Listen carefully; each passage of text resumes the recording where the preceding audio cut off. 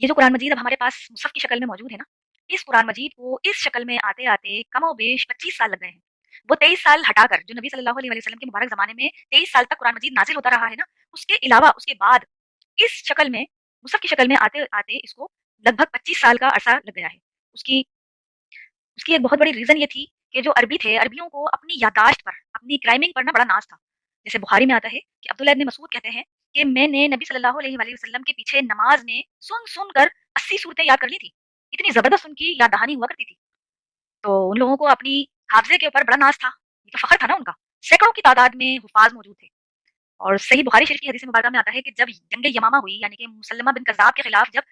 حضرت ابوبکر صدیق رضی اللہ تعالیٰ عنہ کے مبارک زمانے میں جنگ کی گئی تھی، تو اس میں بے شمار حفاظ جو ہے نا وہ شہید ہو گئے تھے۔ تو اس موقع پر حضرت عمر رضی اللہ تعالیٰ عنہ نے حضرت ابوبکر صدیق رضی اللہ تعالیٰ عنہ کو مشورہ دیا کہ یہ جو قرآن مجید بکھری ہوئی شکل میں ہے، اسکیٹرڈ فارم میں موجود ہے، یعنی کہ ہڈیوں پر، چمڑے پر، پتوں پر، درخت کی چھال پر، اس طرح جگہ جگہ لکھا ہوا ہے نبی صلی اللہ علیہ وآلہ وسلم کی لکھائی ہوئی جو وحی ہے، اس کو ایک کتاب کی شکل میں لے آنا چاہیے۔ کیونکہ حضرت ابوبکر صدیق رضی اللہ تعالیٰ عنہ جو ہیں وہ سنت کے پیروی کرنے والے ہیں۔ ان کا سب سے پہلا جواب یہی تھا کہ جو کام نبی کریم صلی اللہ علیہ وآلہ وسلم نے نہیں کیا تو وہ کام میں کیوں کروں۔ پھر اس کے بعد حضرت عمر رضی اللہ تعالیٰ عنہ حضرت ابوبکر سے بحث کرتے رہے، یہاں تک کہ حضرت ابوبکر صدیق رضی اللہ تعالیٰ عنہ نے کہا کہ میرا سینہ اللہ تعالیٰ نے اس کام کے لیے کھول دیا، یعنی کہ وہ راضی ہو گئے۔ پھر اس کے بعد صحابہ کو اس چیز میں شامل کیا اور پھر اس بارے میں عمل کرنے کا ارادہ کیا۔ پھر اس کے بعد مشورہ طے پایا کہ زید ابن ثابت رضی اللہ تعالیٰ عنہ جو بہت انٹیلیجنٹ بھی ہیں، سمجھدار ہیں اور سب سے زیادہ ڈومیننٹ وحی لکھنے والے صحابہ میں سے ہیں،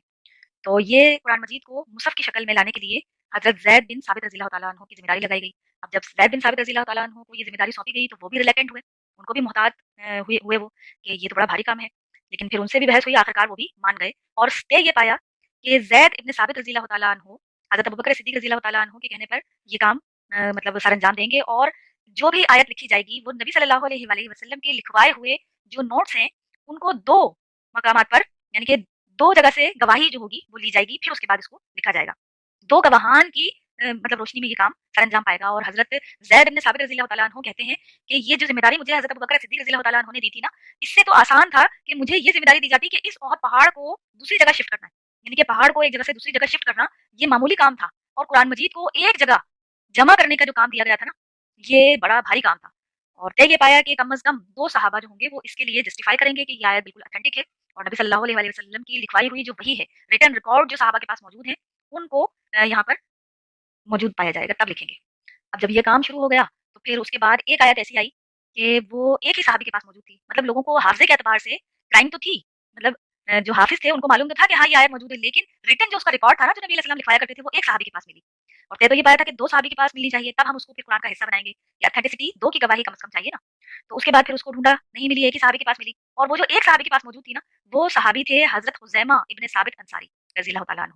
جب کسی اور صحابی کے پاس نہیں ملی تو پھر اس کے بعد یاد آیا کہ نبی صلی اللہ علیہ وآلہ وسلم نے حضرت خزیمہ کے بارے میں کہا تھا کہ یہ میرا صحابی خزیمہ جو ہے نا اس ایک بندے کی گواہی نا دو بندوں کے برابر ہے۔ اور وہ جو ڈیٹیل سے آتا ہے صحیح بخاری شریف کی حدیث مبارکہ ہے کہ ایک کسی موقع پر نبی صلی اللہ علیہ وآلہ وسلم نے ایک یہودی سے ایک اونٹ کا سودا کیا چند درہم کے عوض۔ تو پھر آپ علیہ السلام پیسے لینے کے لیے گھر گئے، اور جب واپس آئے تو پتہ چلا کہ اس یہودی کو کوئی اور اچھی قیمت میں اس اونٹ کو خریدنے والا مل گیا، تو اس شخص نے اس کو دے دیا۔ اور پھر نبی صلی اللہ علیہ وسلم نے کہا کہ بھائی مجھ سے یہ تجارت طے پائی تھی تمہاری،